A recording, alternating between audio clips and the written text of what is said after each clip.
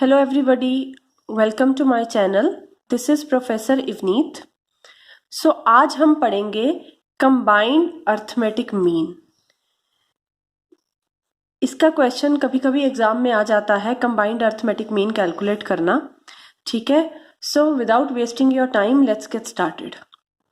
तो सबसे पहले है कि कंबाइंड अर्थमेटिक मीन होता क्या है. When we are given arithmetic mean and number of items of two or more than two related subgroups, then we can calculate combined arithmetic mean of the whole group by applying the following formula.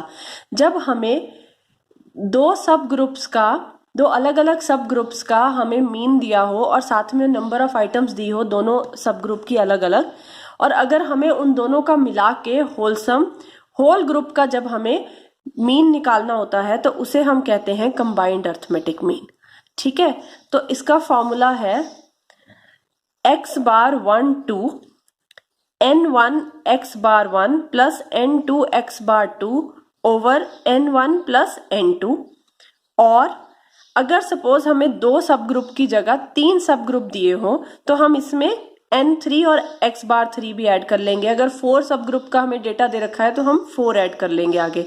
ठीक है, और ये ऐसे ही increase होता जाएगा. तो हम सब ग्रुप्स के अकॉर्डिंग इस फॉर्मूले को मॉडिफाई करते रहेंगे.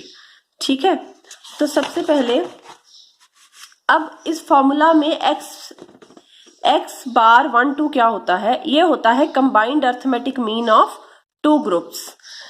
x बार 1 क्या होता है, arithmetic mean of first group, और x बार 2 होता है arithmetic mean of second group. और n1 हमारा होता है number of items in first group और n2 होता है number of items in second group. ठीक है, तो इसको हम ज्यादा बेटर से समझेंगे एग्जाम्पल के थ्रू. मैं आपको ये सारा कैलकुलेट करके दिखाऊंगी कि इसे कैसे कैलकुलेट करते हैं. ठीक है, तो ये फर्स्ट एग्जांपल देखो. The mean height of 25 male workers in a factory is 61 centimetre. 25 male workers है किसी फैक्ट्री में, उनकी मीन हाइट कितनी है, 61 centimetre. And the mean height of 35 female workers in the same factory is 58 centimetre. और उसी factory में 35 female workers हैं जिनकी मीन हाइट 58 सेंटीमीटर है. Find the combined mean height of 60 workers in a factory. और हमें क्या करना है, इसका कंबाइंड मीन निकालना है 60 वर्कर्स का. ठीक है, क्योंकि टोटल वर्कर्स है हमारे 60. 35 प्लस 25 इज 60. ठीक है, तो हम अब इसे फॉर्मूला में पुट करेंगे, लेकिन सबसे पहले हमें ये देखना है कि हमें दे क्या रखा है. तो सबसे पहले गिवन क्या क्या है, हमें 25 मेल वर्कर्स दिए हैं, तो ये हमारा हो जाएगा n1 इज इक्वल टू 25. ठीक है, और 25 मेल वर्कर्स का मीन कितना है, 61 सेंटीमीटर. तो ये x बार 1 हो जाएगा 61 सेंटीमीटर. ठीक है, और n2 हमें कितना दे रखा है, 35 फीमेल वर्कर्स है, तो n2 है हमारा 35, और उनका मीन कितना दे रखा है, मीन दे रखा है 58 सेंटीमीटर. ठीक है, तो हमें ये सब दे रखा है. अब हमें इस फॉर्मूले में इनको पुट करना है और कंबाइंड मीन को कैलकुलेट करना है.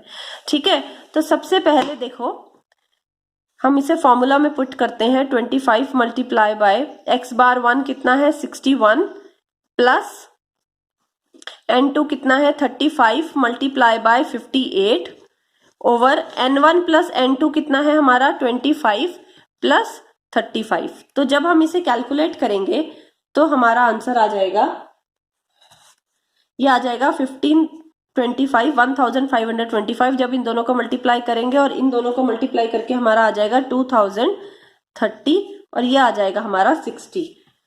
तो ये आ जाएगा हमारा, जब हम इसे डिवाइड करेंगे तो हमारा मीन आ जाएगा, कंबाइंड मीन आ जाएगा 59.25. ठीक है, तो ये हमारा x बार 1 2 आ जाएगा 59.25. ठीक है, तो अब combined mean height of 60 workers कितनी है हमारी, कंबाइंड मीन हाइट जो टोटल वर्कर्स है 60 वर्कर्स कितनी है, 59.25. तो इस तरीके से हम कंबाइंड मीन को कैलकुलेट करते हैं. ठीक है, अब मैं आपको एक और एग्जांपल कराऊंगी, लेकिन वो एग्जांपल कराने से पहले मैं आपको कहना चाह रही हूँ कि अगर आपको मेरा पढ़ाया हुआ समझ आता है और आप मुझसे फर्दर आगे पढ़ना चाहते हैं तो मेरी वीडियो को शेयर लाइक कर सकते हैं और मेरे चैनल को सब्सक्राइब कर सकते हैं।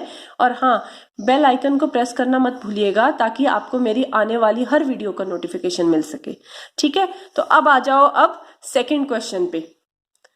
ठीक है, सेकेंड क्वेश्चन क्या है?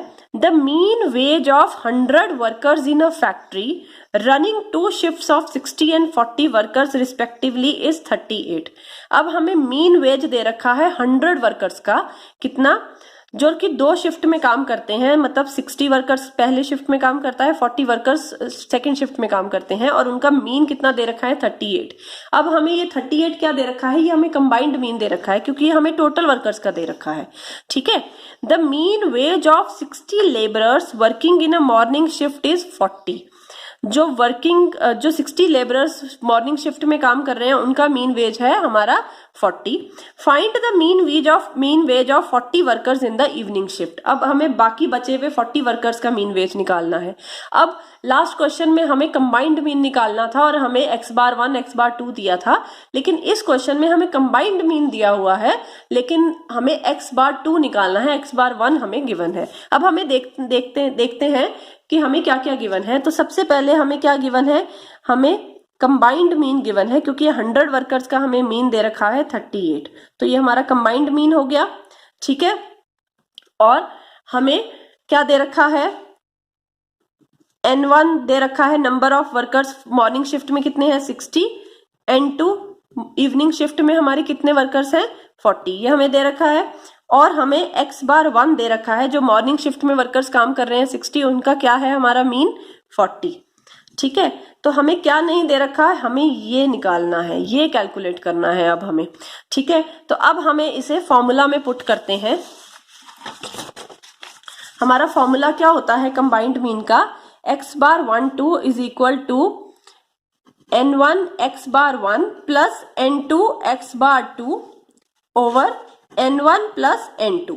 ठीक है, अब हमें क्या दे रखा था? x बार 1 2 हमें कंबाइंड मीन दे रखा था 38, N1 हमें 60 दे रखा था और उसका मीन कितना दे रखा था? 40, और N2 हमें 40 वर्कर्स थे लेकिन x बार 2 हमें गिवन नहीं था।